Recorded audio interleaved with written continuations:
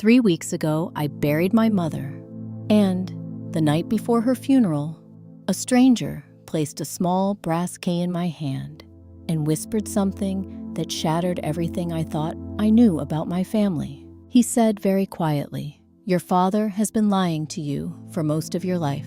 At first, I thought grief had made this man confused, but then he told me something else. He said my mother had been preparing for this moment for years, and that somewhere in this town, hidden behind a numbered metal door, was a storage unit my father never knew existed. Inside it, he said, was proof that my mother was never the unstable woman my father had spent decades describing to everyone around us. Proof that the money she supposedly lost had never been lost at all, and proof that the man I had trusted my entire life might have been stealing from her for 25 years. That night, long after everyone else had gone home from the funeral home, I drove to that storage facility. When the metal door rolled open, there were only 3 boxes inside, and the first thing I found was a letter from my mother. It began with one sentence I will never forget. "If you're reading this, it means I didn't live long enough to tell you the truth about your father." Now, before I tell you what was inside those boxes, take a second to subscribe to the channel. Many of you listen to these stories while driving, cooking, or trying to fall asleep, and subscribing makes it easier to find the next story when you come back. And trust me, this one only gets stranger, because what I discovered inside that storage unit didn't just change how I saw my father. It revealed a secret my mother had been quietly building for years. A secret that would eventually destroy everything he had tried to take from her. But to understand why my mother had to hide the truth for so long, you need to know what our family looked like from the outside, and why, for 25 years, everyone believed my father when he said my mother was the one who had lost her mind. From the outside, our family looked ordinary, the kind of ordinary that makes people feel comfortable. My father, Richard Carter, worked at a regional bank for almost 30 years. He wore pressed shirts, polished shoes, and the calm confidence of a man people trusted with their money. My mother, Helen Carter, was a school librarian, quiet, patient, the kind of woman who remembered the titles of books children loved and saved them behind the desk so they wouldn't be taken before those kids came back the next week. And then there was me, Emily. Our house sat on Maple Ridge Drive in a neighborhood where people waved from their driveways and left porch lights on at night. The lawns were trimmed, the mailboxes matched, and from the outside, my parents looked like the kind of couple people pointed to and said, "They've built a good life together." For most of my childhood, I believed that too. My father handled everything financial in our family: the bank accounts, the insurance policies, the mortgage. Whenever I asked my mother about money, she would smile in a small, apologetic way and say the same thing. "Your father takes care of all that." And my father had his own version of the explanation. "Your mom is wonderful at a lot of things," he would say, usually with a little chuckle. "But numbers have never really been her strength." People laughed when he said it. Even I laughed sometimes. It sounded harmless, almost affectionate. But when I look back now, I realize something strange about our house. My mother never had her own bank card. Not once in all the years I lived there did I see her take out a debit card with her name on it. If she needed money for groceries or gas or something for the house, she would ask my father. He would open his wallet, count out bills, and hand them to her like an allowance. At the time, I didn't question it. I was a kid, and kids accept the version of reality adults give them. But there were moments, little cracks in the story, that I remember now with a very different understanding. One of those moments happened when I was 8 years old. It was my birthday. My mother had been planning a small party for weeks. Nothing extravagant, just a few classmates, a cake, and some decorations in the backyard. I remember seeing balloons in the pantry 2 days before. But the morning of the party, my father sat on the edge of my bed and told me something had changed. "Your mom isn't feeling well today," he said gently. "She has a terrible migraine. We're going to have to cancel."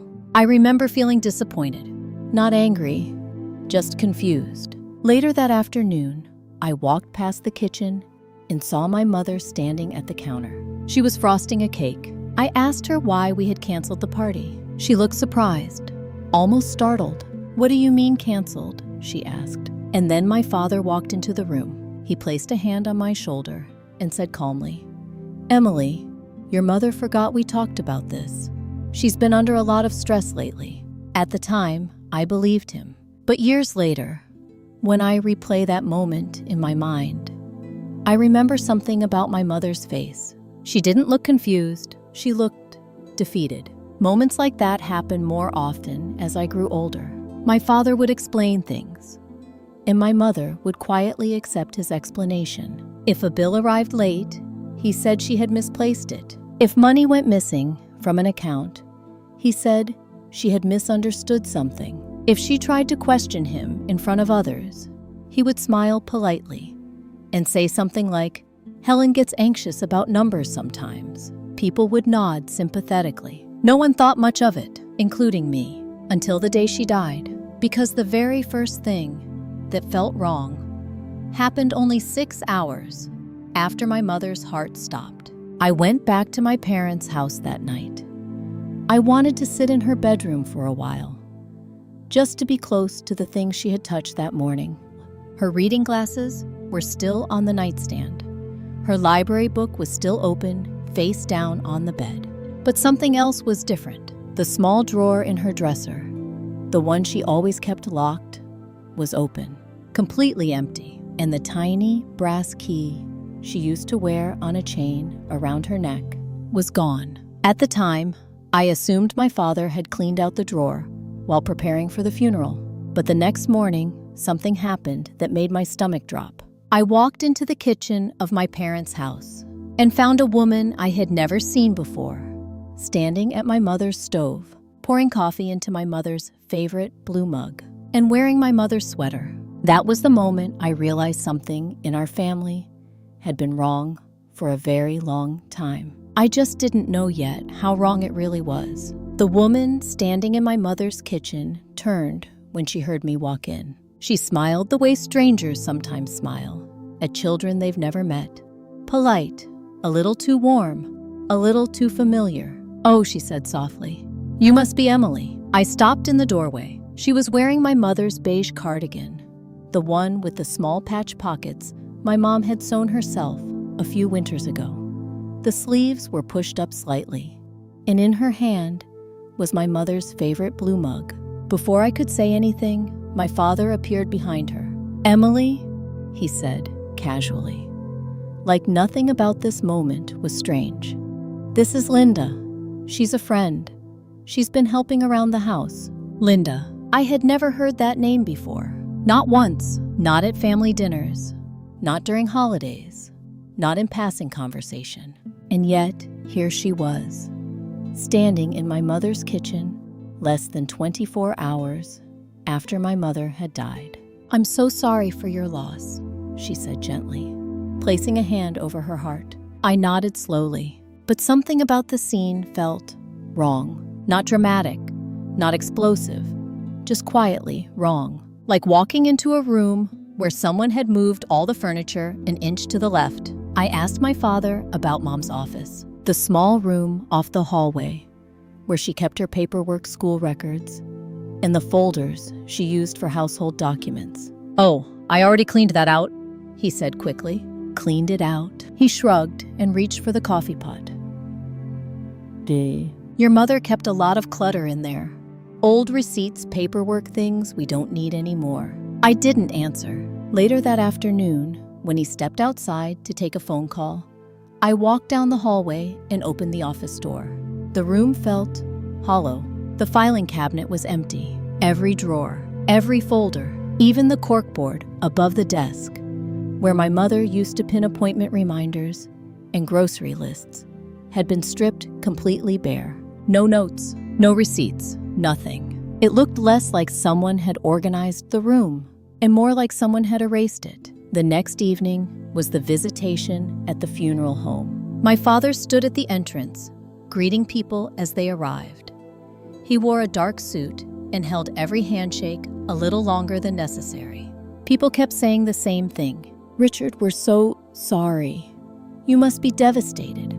Helen was such a sweet woman." He nodded gravely each time. I stood at a few feet away near the guest book, watching people sign their names. That's when I overheard him speaking quietly to one of our neighbors. Helen had been struggling the last few years, my father said in a soft voice. Mentally. It's been very difficult. The neighbor's face filled with sympathy. I had no idea, he said. My father sighed. She made some confusing financial decisions toward the end. I tried to help her, but she wouldn't listen. The words hit me like cold water. My mother had been gone for less than 2 days, and already my father was rewriting her story. Later that night, after most of the visitors had left, I stepped outside the funeral home for some air. The parking lot was nearly empty. The air had that sharp October chill that settles in after sunset. I was standing near the side wall of the building when a man approached from the shadows near the dumpsters. He looked to be in his late 60s, maybe older. Silver hair, long wool coat, the kind of quiet presence that doesn't attract attention. "Miss Carter," he said. I turned toward him cautiously. "Yes, my name is Thomas Avery," he said. "I was your mother's attorney." For a moment, I just stared at him. "My father handled all of our family's legal matters," I said slowly. The man nodded. "That's exactly why your mother came to me instead." Something in the way he said it made the hairs on the back of my neck rise. He stepped a little closer, lowering his voice. "I don't have much time," he said. "And it's important your father doesn't see us talking." My heart started beating faster. "What are you talking about?" He reached into the pocket of his coat and pulled out a small brass key attached to a faded plastic tag. He pressed it into my hand. The tag had a number written on it, in my mother's handwriting. "Your mother rented a storage unit 3 years ago," he said quietly. "She kept records there." "Records of what?" He looked directly at me. "Records of what your father has been doing to her finances for the last 25 years. My chest tightened. "That's impossible." He shook his head gently. "No," he said. "What's impossible is how long she had to pretend everything was fine." I looked down at the key in my palm. The number on the tag trembled slightly in the yellow parking lot light. "Why are you telling me this now?" I asked. He paused before answering. "Because your father filed a will this morning," he said. My stomach dropped. "And if you don't open that storage unit tonight," he continued quietly, "everything your mother spent years preparing may disappear forever." I sat in my car for nearly 10 minutes after the man walked away. The small brass key rested in my palm, heavier than it should have been. Outside the windshield, the parking lot lights flickered softly in the cold night air. Part of me wanted to drive home, to pretend I had never met that man, to pretend my father was still the person I had believed he was my entire life. But another part of me, the quieter part, kept thinking about something he had said. "Your mother had to pretend everything was fine." I started the engine. The storage facility was on the edge of town, behind an old gas station that had been closed for years. The kind of place people rented to store holiday decorations, old furniture, or boxes they didn't want in their garages. Rows of metal doors lined a narrow gravel lot. Fluorescent lights buzzed overhead, casting a pale, white glow across the concrete. I parked near the unit number written on the tag. For a moment, I just sat there, listening to the engine tick as it cooled. Then I stepped out of the car. The night was quiet, too quiet. When I slid the key into the lock, my hands were shaking so badly, I missed the slot the first time. The door rattled as it rolled upward. Inside the unit, there was almost nothing. Just a small metal shelf and 3 cardboard boxes. That was it. No furniture, no suitcases, no storage clutter. Just 3 boxes sitting neatly on the shelf. Each one was labeled in my mother's handwriting. Box 1, Box 2, Box 3, and resting on top of the first box was a large envelope. Across the front, written in blue ink, were 4 words. For Emily. Open first. My throat tightened. I pulled the envelope down and sat on the cold, concrete floor of the storage unit. For a moment, I just stared at it. The handwriting was unmistakably hers. Small, careful the way she always wrote grocery lists on yellow notepads. Finally, I slid a finger under the flap and opened it. Inside was a letter, 4 pages long. I unfolded the first page and began to read. The very first sentence made the room feel smaller. My dearest Emily, if you're reading this, it means I didn't live long enough to explain everything to you. My heart started pounding. Your father is not the man you think he is. The letter wasn't emotional or dramatic. That was the strangest part. It was organized, numbered. Each paragraph referenced documents in the boxes around me, like my mother had spent years carefully building a record. She wrote that during the first few years of their marriage, my father convinced her to move the money she had inherited from my grandmother into a joint account. He told her it would make things easier to manage. At the time, she trusted him. But within months, money started disappearing. Small amounts at first. A few $1,000s here, a few thousand there. When she asked about it, he told her she didn't understand how investments worked. Then the tone of the letter changed. After that, she wrote every time I questioned him about the accounts. He told people I was becoming forgetful. My stomach twisted. He told friends I was confused about finances, that I had trouble remembering numbers. I swallowed slowly as I kept reading. Eventually, people started believing him. I looked up from the paper. The quiet inside the storage unit suddenly felt heavier. Because that story, the one my father had been telling people at the funeral, was the exact same story my mother had described in this letter. I turned back to the page. I was afraid to leave, she wrote. Not because of the money, because I was afraid he would convince you I had lost my mind. My hands tightened around the paper. Then I reached for the first box. Inside were journals, 12 of them, leather-bound notebooks, each labeled with a year. When I opened the first one, I found entries written in the same careful handwriting as the letter. Dates, descriptions, notes about bank statements. It was a record. Every suspicious transaction, every argument about money, every time my father told someone she was confused. I opened the second box. It was filled with financial documents, bank statements, insurance policies, copies of checks. The deeper I dug through the papers, the clearer the pattern became. Over the course of 15 years, more than $300,000 had been transferred out of accounts that once belonged to both of them into accounts with only my father's name. I felt my stomach drop as I reached the bottom of the box, because underneath the bank statements, there was something else, a sealed legal document, stamped, notarized. I unfolded it slowly. It was a will, but not the one my father's lawyer had mentioned earlier that day. This one was dated 2 years later. And as my eyes scanned the first paragraph, my breath caught in my throat, because according to this document, the house on Maple Ridge Drive, the savings accounts, and a separate life insurance policy I had never heard about were all left to me, not my father. At the bottom of the page was a small handwritten note in my mother's familiar script. Under state law, the most recent will replace any earlier one. Then one final sentence. I couldn't stop him while I was alive, but I made sure you could after I was gone. I stared down at the paper, and for the first time that night, I understood something that made my heart start racing.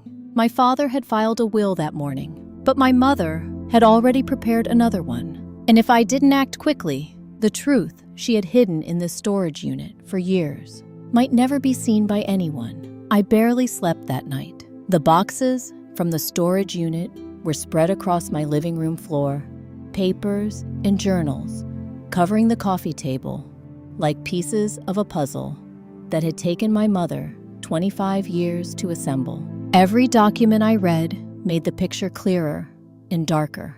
By 3 a.m, I had stopped asking whether the letter could be wrong. The evidence was too precise. Dates matched bank statements, transfers repeated in patterns.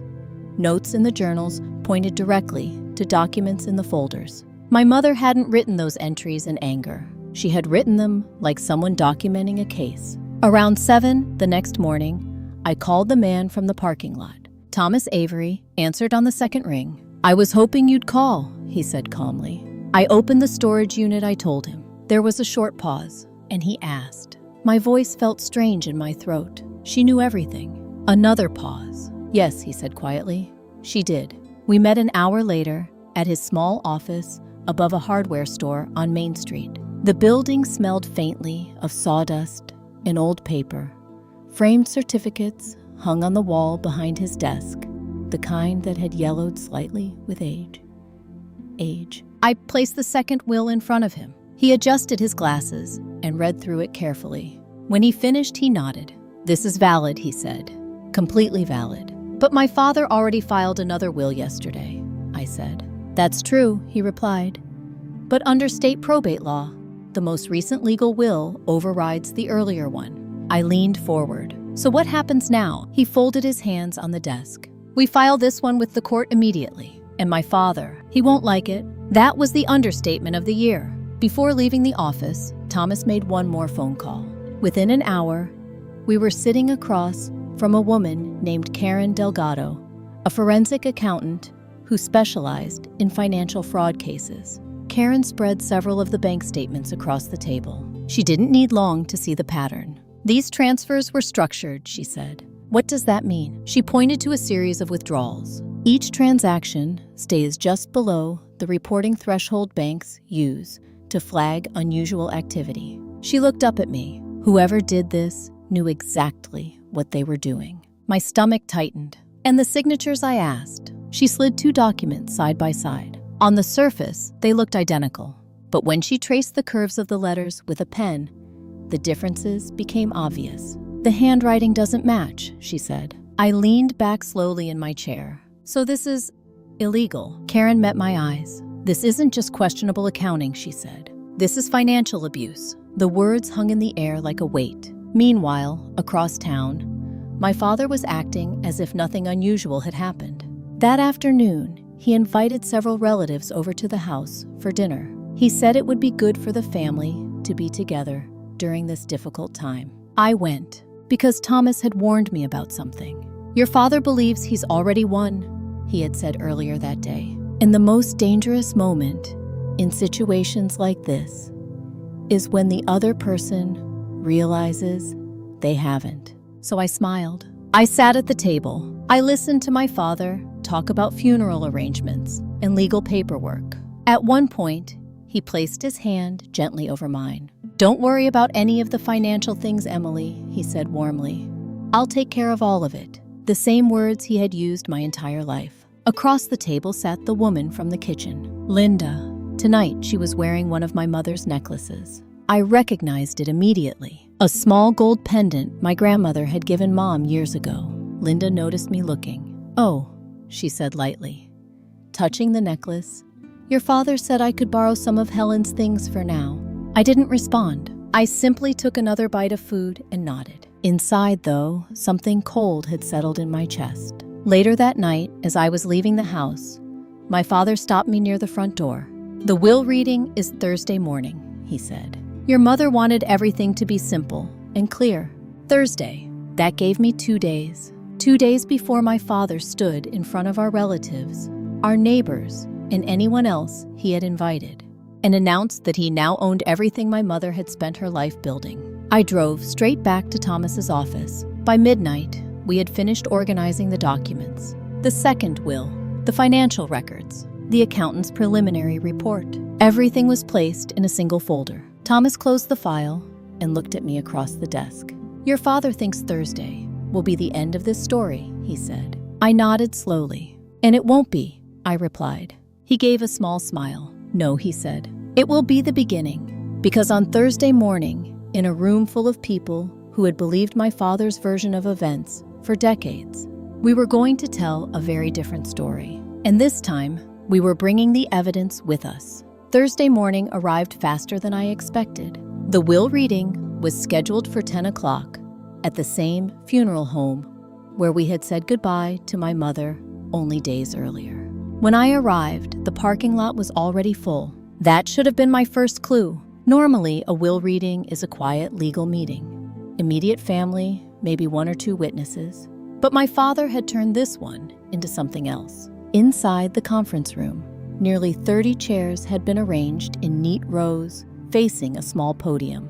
Neighbors, relatives, a few of my father's old co-workers from the bank. Everyone had been invited. My father stood near the front of the room, greeting people with the calm confidence of someone hosting a dinner party. When he saw me walk in, he smiled warmly. "There she is," he said. "Come sit up front, sweetheart." I chose a seat in the 3rd row instead. From there, I could see everyone. My Uncle Robert sat near the front with his arms crossed. 2 women from my mother's gardening club whispered quietly near the window. And in the 1st row, sitting beside my father, was Linda. She was wearing black today, and on her wrist, I noticed something that made my chest tighten. My mother's silver bracelet, the one engraved with her name. At exactly 10 o'clock, a man in a dark suit stepped up to the podium. "This meeting concerns the last will and testament of Helen Carter," he announced. He introduced himself as the attorney representing my father. The room went quiet. He opened a leather folder and began reading. His voice was calm and professional. "The residence located on Maple Ridge Drive is hereby transferred to Richard Carter." My father nodded slightly, as if confirming something everyone already expected. "The joint savings accounts shall also transfer to Richard Carter." Several people murmured quietly. Then came the final line. "Emily Carter will receive a trust in the amount of $20,000 administered by Richard Carter." I felt every pair of eyes in the room drift toward me. My father stood and placed a hand and gently on my shoulder. "Don't worry," he said softly. "I'll make sure you're taken care of." The room seemed satisfied. A few heads nodded. Someone whispered, "That sounds fair." Then I stood up. My voice came out calm. "Can I ask a question?" My father looked mildly surprised. "Of course," he said. I turned toward the attorney. "My mother worked for almost 30 years, I said. "She inherited money from my grandmother. She paid into her life insurance policy for decades." I paused. "So I just want to understand why everything goes to my father." The room shifted slightly. The attorney glanced toward my father. My father sighed softly and addressed the room. "This is what I was worried about," he said gently. "Emily has been very emotional since Helen passed. She's having a hard time processing everything." A few sympathetic looks came my way. Then my Uncle Robert spoke from the front row. "Your dad has always handled the finances. Emily," he said, "you should trust him." My father squeezed my shoulder again. "Sweetheart," he said quietly, "this really isn't the time." And that was the moment my mother had prepared for. I stepped away from his hand. "I agree," I said calmly. "This isn't the time." The room went silent. Then the door behind everyone opened. Thomas Avery walked into the room carrying a leather briefcase. My father froze. For the first time that morning, the confidence disappeared from his face. Thomas walked to the podium without rushing. "Good morning," he said politely. "My name is Thomas Avery. I was Helen Carter's attorney for the last 3 years of her life." A ripple moved through the room. He opened his briefcase and removed a document. "This," he continued, "is Helen Carter's most recent will." My father stood abruptly. "That's impossible," he said. Thomas ignored him. "This document was signed, notarized, and witnessed 2 years after the one you just heard." He handed a copy to the attorney at the podium. The man read the first page, then the second. The color slowly drained from his face. Thomas began reading aloud. "The residence on Maple Ridge Drive is transferred to Emily Carter." A murmur swept across the room. "The savings accounts are transferred to Emily Carter." My father slammed his hand on the back of a chair. "This is a forgery." Thomas calmly lifted another folder. "Before you continue," he said, "there is additional documentation." He pressed a button on his phone. A woman's voice filled the room through the speaker. "This is Karen Delgado, forensic accountant." The room fell silent again. "My analysis of the Carter financial records shows approximately $300,000 transferred from joint accounts into accounts held solely by Richard Carter over a 15-year period. Someone gasped softly. Karen continued. Additionally, 2 financial documents contain signatures that do not match Helen Carter's verified handwriting. The silence in the room turned heavy. No one spoke. My father looked around slowly. At the neighbors who had once trusted him. At the relatives who had believed his version of events. One by one, their eyes dropped. Linda quietly removed her hand from his arm. A man in the back row stood up and walked out. My father turned toward me, his voice rising. "This is a lie," he said. "She's manipulating all of you." But no one answered, because the story he had been telling for 25 years was finally falling apart. And for the first time in my life, the room was listening to someone else. When the meeting finally ended, no one rushed to speak. People gathered their coats slowly. Chairs scraped quietly against the floor. Conversations happened in low voices, near the door the kind people use when they're realizing they may have believed the wrong story for a very long time. My father stood in the center of the room, completely still. The confidence he had walked in with that morning was gone. He looked around the room the way someone does when they expect to find an ally, and realized there isn't one left. No one defended him. Not my uncle, not his friends, not even Linda. At some point, she slipped her hand away from his arm and moved toward the door without saying a word. I picked up my purse and walked past them. My father grabbed my arm as I passed. His voice was low, urgent. "You're making a mistake, Emily." I looked down at his hand and gently pulled my arm free. "No," I said quietly. "Mom already made the decision." Outside, the air felt colder than it had earlier that morning, but for the first time in days, I could breathe. The legal process took a few weeks. Once the second will was formally accepted by the probate court, everything my mother had outlined became official. The house on Maple Ridge Drive transferred into my name. A separate life insurance policy my mother had taken out years earlier, one my father never knew existed, was paid directly to me. And the joint savings accounts remained frozen while investigators reviewed the financial records Karen had uncovered. My father did not contest the will. His attorney withdrew from the case less than 24 hours after the meeting. Apparently, there are some stories even lawyers know better than to defend.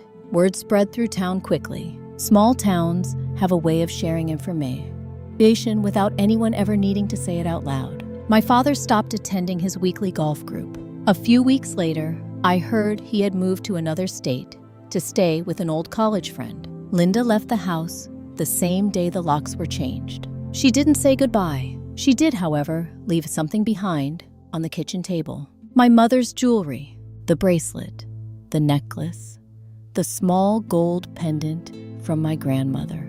I placed them back into my mother's jewelry box where they belonged. In the weeks that followed, I finished reading the journals from the storage unit. The early ones were painful. They documented arguments, financial records, moments when my mother tried to question things and was quietly dismissed. But the last few journals were different. In the final years, my mother stopped writing about my father. Instead, she wrote about me, about the afternoons we sat on the porch drinking iced tea, about the books she thought I might enjoy reading, about the tomatoes she planted in the backyard garden every summer, because she knew I loved them on sandwiches. And tucked into the final journal, I found one last note written in her careful handwriting. "I may not be able to fight him while I'm alive, but I can make sure my daughter never has to live under the same silence." For a long time, I thought what my mother left me was a house or money, but it wasn't. What she really left me was the truth and the courage to speak it out loud. So let me ask you something. If you discovered that someone you trusted your entire life had been rewriting your story behind your back, could you forgive them? Not should you. Could you? Tell me what you think. And if this story meant something to you, make sure you're subscribed before you go. Many of the people who listen to these stories are driving, cooking, or relaxing, and subscribing makes it easy to find the next one when you come back. Because sometimes the truth hides quietly for years, but sooner or later, it always finds its way into the light.